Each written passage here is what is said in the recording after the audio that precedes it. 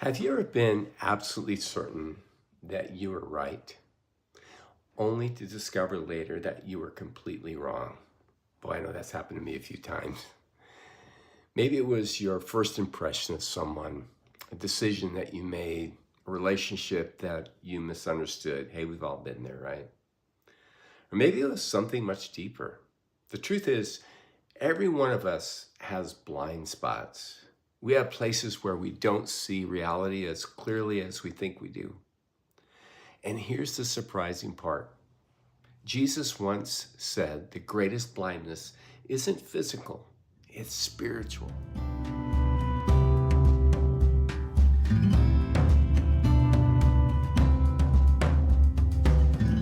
You know, it's possible to have perfect eyesight and still completely miss what matters the most.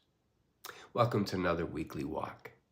Today, we're going to look at one of the most remarkable stories, one of my most favorite, in the life of Jesus. It's a story that really isn't about eyesight at all.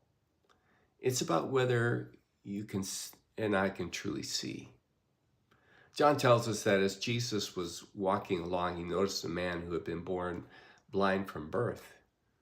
One detail that's always fascinated me is that the man never asked Jesus for help like many did. He didn't cry out like others did. He wasn't even looking for Jesus, but Jesus saw him, and I love that. That may be one of the greatest pictures of God's grace in the entire Gospel of John. Long before we are looking for God, he's already looking for us. He's pursuing us. The disciples immediately asked the question most of us would ask when we see suffering or experience it: who sinned? This man or his parents? It must be something wrong to cause all this. We just look for, natural explanations for our suffering. But Jesus, he gives something even better. He says this happened so that God's work might be displayed. Notice what he doesn't do. He doesn't explain every reason for suffering. Instead, he gives suffering purpose. Sometimes God doesn't answer our why. He answers with, watch what I'm going to do if we let him. Then Jesus does something unusual.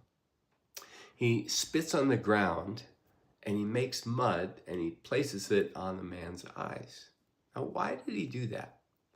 Many scholars, and my favorite preacher, Tim Keller, they believe that John wants us to think back to the book of Genesis, where it says that God formed Adam from the dust of the earth. Now, Jesus takes dust and he recreates what was missing: eyesight. This isn't just another miracle. The Creator has stepped into his own creation. And from this point on, the chapter follows two completely different journeys. The blind man slowly begins to see, but the religious critics slowly become more blind. Listen to how the man's understanding grows. As they're interrogating him, first he says, well, there was this man called Jesus that healed me. And later he says, I think he's a prophet. And then he goes on and he says, he must be from God. Finally, Jesus himself reveals himself personally to the man. The man falls down and worships him. His physical eyes are finally opened in a moment, and his spiritual eyes are opened one step at a time. That's often how faith works. Meanwhile, the Pharisees investigate. They question him, they accuse him, and then they reject him. Why? Because Jesus healed on the Sabbath. Ironically, the people with perfect eyesight cannot recognize the Son of God standing right in front of them. I mean, that's the real point of the chapter. The greatest blindness isn't physical. It's believing you already see. And the thing that blinds us the most is pride. The sense of self-righteousness blinds us. Bitterness can blind us. Sometimes disappointment blinds us. Sometimes our expectations of God and how he should work can blind us. One of my favorite moments in the story comes near the end. The healed man is thrown out of the synagogue. He's rejected. He's alone. But then John tells us Jesus found him. I love that. Jesus didn't simply heal him. He came looking for him. If you've ever felt rejected, if you've ever felt ignored or pushed aside, and I have, we all have to some degree, remember this: when others walk away, Jesus comes looking for you. So let me ask you something. Do you really see? Not do you know about Jesus? Not did you grow up in the church? Not can you explain Christianity? Do you actually know him? Trust him. Follow him. Because the difference between the blind man and the Pharisees wasn't intelligence. And it wasn't education. It wasn't even religion or the church.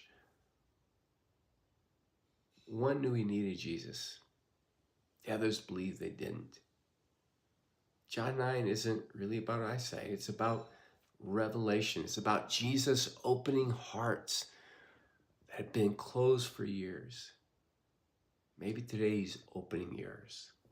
If so, don't stop at the admiring the miracle. Follow the one who performed it.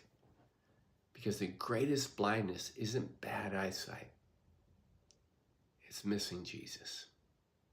From the timeless Netiv, the Netiv Olam, may you see clearly today.